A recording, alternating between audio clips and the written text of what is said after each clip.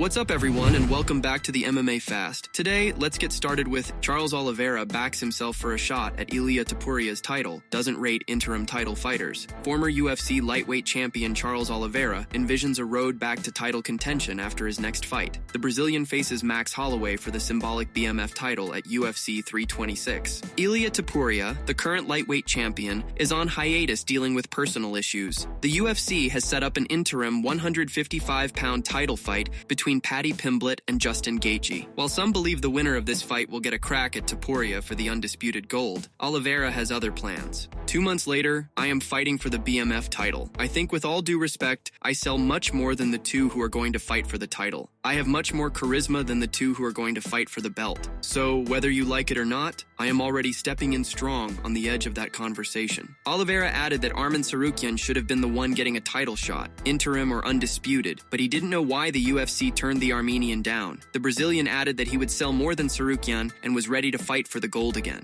Whether people like it or not, I sell way more than Arman. I am going to put on a great fight, and I am going to win this fight. And if it's a great fight and I win, I think I will burst the bubble and I'll be next in line for the title again. Alexander Volkanovski acknowledges Movsar Evloev's UFC title shot snub. UFC featherweight champion Alexander Volkanovski knows Movsar Evloev deserves to be in the upcoming title fight. Undefeated contenders Evloev and Lerone Murphy were vying for a shot, but wound up being passed up by Diego Lopes, who will run things back with Volkanovski in the UFC 325 headliner on January 31st. Volkanovski's most recent fight came in a vacant title win over Lopes, so the announcement came as a surprise to many, including the champion.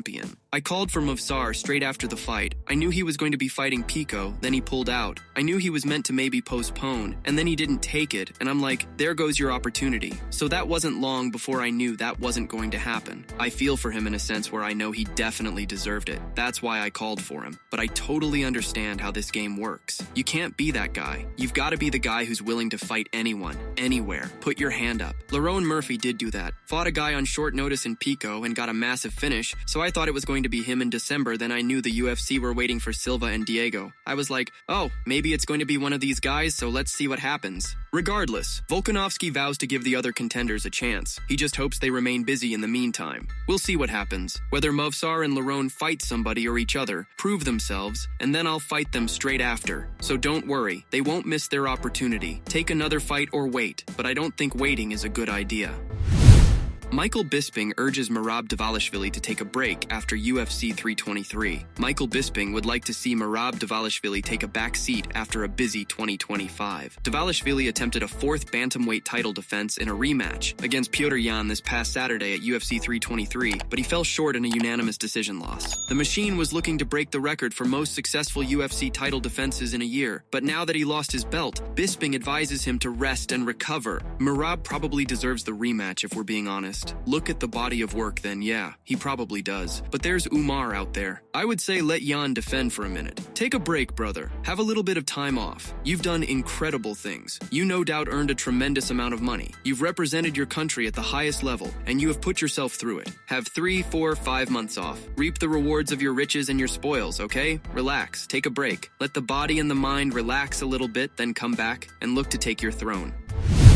Paddy Pimblett plans to KO Justin Gaethje, reveals huge post-UFC 324 goals. Paddy Pimblett says he won't shy away from standing toe-to-toe with Justin Gaethje at UFC 324. Pimblett takes on Gaethje for the interim lightweight title in the January 24 main event at T-Mobile Arena in Las Vegas. I think everyone's going to be shocked, to be honest, because I think I'm going to knock him out, so people won't expect that. People think I'm just going to try to grapple and take him down, but I'm not. I'm going to come out, and I'm going to put it on him. I don't see him getting past the third just like Chandler. I knew I'd end up fighting for the belt anyway. I've always knew I'd end up fighting for the title, and I'll win this interim belt. Then I'll beat up Ilia and take the proper belt, defend that, and then I'll go up and win the welterweight belt.